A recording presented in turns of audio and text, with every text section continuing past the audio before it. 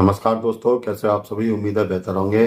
भगवान भोलेनाथ का और बाबा अमर सिंह पवन का आपका आपके परिवार के ऊपर हमेशा आशीर्वाद बना रहे। आप हमेशा स्वस्थ खुशहाल रहें, ऐसी मैं भगवान भोलेनाथ से प्रार्थना करता हूं।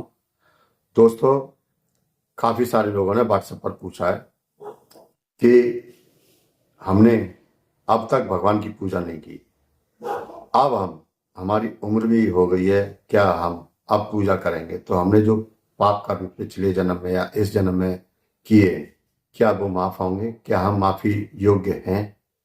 या हम कोई कर्म किया ही नहीं है लेकिन हम इस समय पूजा कर रहे हैं, तो क्या भगवान हमारी सुनेंगे? दोस्तों, आज की वीडियो विशेष विषय पर है। यदि आप चैनल पर नए हो तो चैनल को सब्सक्राइब जरूर करें, वीडियो को लाइक करें, क्योंकि ये वीडियो सभी के काम की है। दोस्तों, कोई भी इंसान कैसा भी हो संसार में, चाहे उसे इस जन्म में एक भी उसने धर्म पुण्य का काम न किया हो, चोरी डकैत जो भी उसने किए हों, जैसे भी कर्म किए हों, और यदि अब वो भगवान के नाम जपना चाहते हैं और वो सोचते हैं कि मेरे पाप कर्म क्या अब खत्म हो जाएंगे, मुझे मोक्ष मिलेगा या भगवान की प्राप्ति हो, तो दोस्तों सबसे पहले तो मैं बता दूं कि कर्म भारी होते हैं। चाहे हमारे अच्छे कर्म हो चाहे बुरे कर्म हो, हमारा जो भविष्य या हमारा जो पुनर्जन्म आगे आने वाला जन्म है वो हमारे कर्मों पर ही डिपेंड करता है। तो आपके कर्म जैसे होंगे, सबसे पहले आपको फल उसी प्रकार मिलेगा। अब मैं एक छोटी सी कहानी बता देता हूं और थोड़े से उदाहरण भी दूंगा कर्मों के अनुसार। एक डाकू हुआ, काफी पुराने समय की बात है, मैंने कहीं पे एक कहानी पढ़ी थी। एक डाकू हुआ, बेहद क्रूर, किसी को भी नहीं बख्शते थे, सबको लूटना मारना डकैती डालना उनका पूरा गिरोह था। लेकिन जब वो मरे तो जब चित्रगुप्त महाराज ने उनका लेखा जोखा किया तो उन्होंने चित्रगुप्त महाराज ने अपने जो दूत थे उनको आदेश दिया कि इस डाकू को आप 1 महीने स्वर्ग में रहने दें, उसके बाद इसको नरक की सजा जीवन भर मिलेगी। डाकू बड़ी हैरत में हुआ, क्योंकि उसने ना तो कभी भगवान को माना, ना भगवान के नियमों पर चला, ना किसी पर दया की, ना कभी कोई भी किसी भी प्रकार का जीवन में दया धर्म वाला काम किया ही नहीं था। और दोस्तों, डाकू ने पूछा चित्रगुप्त महाराज से कि मैं तो भगवान को मानता ही नहीं था, अब चूंकि मैं मरने के बाद आपको देख रहा हूं तो भगवान में मेरा विश्वास हुआ है, तो मुझे स्वर्ग क्यों मिल रहा है 1 महीने के लिए? तो चित्रगुप्त महाराज ने जो जवाब दिया, उस जवाब को आप ध्यान से सुनिए। चित्रगुप्त महाराज ने जवाब दिया कि जब आप लूट कर आते थे और जब आप खाना खाते थे, जो भोजन आप खाते थे, जहां पर आपका रुकते थे, जो आपका निवास था पहाड़ियों में, वहां पर एक तालाब था और आप अपना बचा हुआ खाना तालाब में फेंक दिया करते थे। उस तालाब बचे हुए खाने को वो मछलियां खाती थी।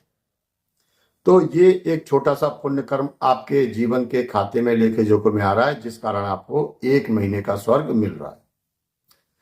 तो ये सबसे बड़ी बात हुई दोस्तों कि आपने कितने भी, या हमने, मैं आपकी नहीं बोल रहा हूं, मैं अपनी बोल रहा हूं, कितने भी किसी ने भी कितने भी बुरे कर्म किए हों, लेकिन यदि उसने भगवान का नाम लेना शुरू किया है तो कुछ ना कुछ तो आपके कर्म कटने शुरू होते हैं, उस व्यक्ति के का पाप कर्म कटने शुरू होते हैं। जिस प्रकार हम अंधेरी कोठरी में जाते हैं या जब रात को हम घर से बाहर लौटते हैं, तो जिस प्रकार हम लाइट जलाते हैं, लाइट जलाते ही तुरंत उजाला हो जाता है। अंधेरी गुफा में गए, कहीं भी किसी भी प्रकार अंधेरी गुफा में गए, बरसों से अंधेरी गुफा थी, कोई प्रकाश नहीं हुआ उसके अंदर, सूरज भी नहीं पहुंच पा रहे, और आपने एक टॉर्च जलाई, डीएसएलआर जलाई, या जो भी आपके पास प्रकाश का साधन हो, आपने वो जलाया और उसको जलाते ही अंधेरा अपने आप छट गया, अंधेरा अपने आप निकल गया और आपको वहां पर जो भी वस्तु है वो आपको दिखाई देने लगी। ये है नाम जप का फायदा, ये है ईश्वर के नाम लेने का फायदा। तो ये मत सोचिए दोस्तों कि भगवान हमारी सुनेगा नहीं। भगवान आपकी सुनेंगे, 100 बार सुनेंगे। आप सच्चे मन से नाम लीजिए उनका। आपके मन में भाव होना चाहिए, दिखावे के लिए नहीं होना चाहिए कि आप मंदिर गए हैं पूजा करने लेकिन ध्यान लग रहा है चप्पल की ओर। ऐसा नहीं होना चाहिए दोस्तों। काफी सारे लोग पूछते हैं कि हमें नाम जप किस प्रकार करना चाहिए, हमें समय नहीं मिल पाता है, सुबह देर से जागते हैं, रात को देर से घर लौटते हैं। तो आपको जब भी समय मिलता है ना, आप ट्रेन में बस में बैठे हैं, अब बस में जरूरी नहीं कि आप मोबाइल देखिए, सीधा मन ध्यान कीजिए।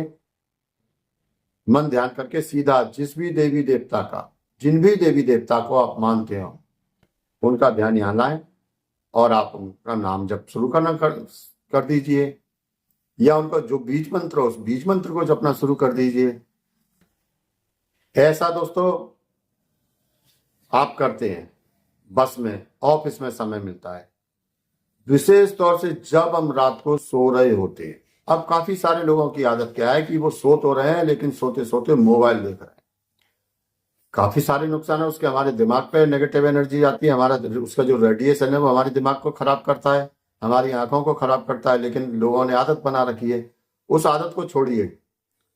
बिल्कुल शांत मन से लेट जाएं जैसे कि आपके शरीर में जान नहीं हो।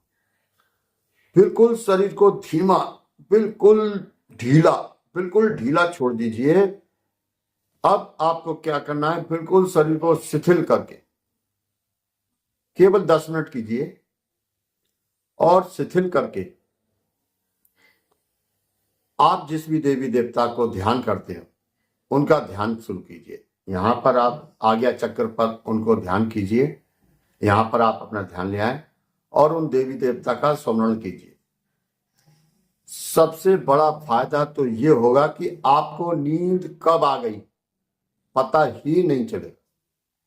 इतनी गहरी नींद आएगी कि जो लोग नींद के लिए परेशान होते हैं वो इस उपाय को करके देखिए। आप मुझे धन्यवाद बोलेंगे, केवल नींद के लिए धन्यवाद बोलेंगे कि क्या उपाय आपने बताया।